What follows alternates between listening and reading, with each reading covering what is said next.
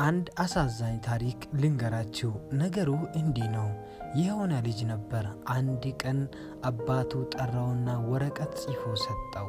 ልጄ ሆይ ይህንን ወረቀት በፍጹም አንተ እንዳታነበው፣ ስታገባ በሰርግህ ቀን ለሚስትህ ስጣት። ይሄ የኔ ኑዛዜ ነው ወይም ቃሌ ነው ይለዋል። ይህንን ባለው ከቀናት በኋላ ይሞታሉ አባትየው። ልጁም የአባቱን የሞት ሐዘን ከጨረሰ በኋላ ለማግባት ይወሰንና ለፍቅረኛው ይነግራታል። እሷም በሐሳቡ ተስማምታ ሰርግ ተደርጎ ተጋቡ። ማታ እሷ ጋር ከመግባቱ በፊት አባቱ የሰጠውን የኑዛዜ ወረቀት ለሚስቱ ሰጣት። ምንድን ነው ስትለው አንብቢው አላት። አንብባ ከጨረሰች በኋላ እያለቀሰች በጥፊ መታችውና ፊተኝ ብለ ተፋቱ። ልጁ ደግሞ ግራ ገባው። ምን እንደሚል ለማወቅ ሊያነበው ፈለገና አባቱ እንዳያነበው አድራ ስላሉት መልሰው ተወ። አሁንም ከዓመት በኋላ ሌላ ሴት አገባና በሰርጓ ምሽት ወረቀቱን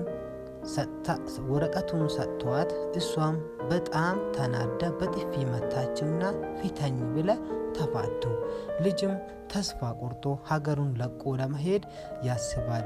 አውሮፕላን ውስጥ እንደገባ አጠገቡ ለተቀመጠችው ወጣት ወረቀቱን ይሰጣትና አንብቢልኝ ይላታል። እሷም ለብቻዋ ዝም ብለ ካነበበችው በኋላ በጥፊ መታችውና ይህንን ከማነብልህ ሳትሰማው ራስህን ከአውሮፕላን ላይ ጥለህ ብትሞት ይሻልሃል ስትለው ደብዳቤውን ወሰደባትና አጣጥፎ ይዞት ራሱን ከፕሌኑ ላይ ወረወረ። ልጁ በአየር ላይ እየተንሳፈፈ አንድ ነገር ትዝ አለው።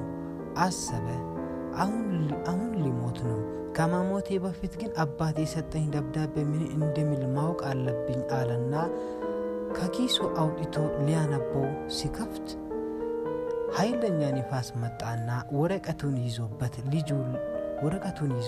ሄደ።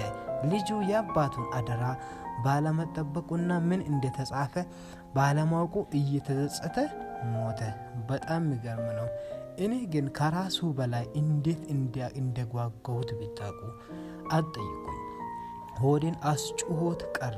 ለማንኛውም ደብዳቤውን ንፋስ የት ወስዶ እንደተጣለ ማንም ስለማያውቅ ስላልታወቀ ያገኛችሁት ጓደኞቼ አደራችሁ አባትየው ምን ብሎ ጽፎ እንደነበረ መጨረሻውን ወረቀቱን ካገኛችሁት ለኔም አሳውቁኝ። ስለሰማችሁኝ አመሰግናለሁ።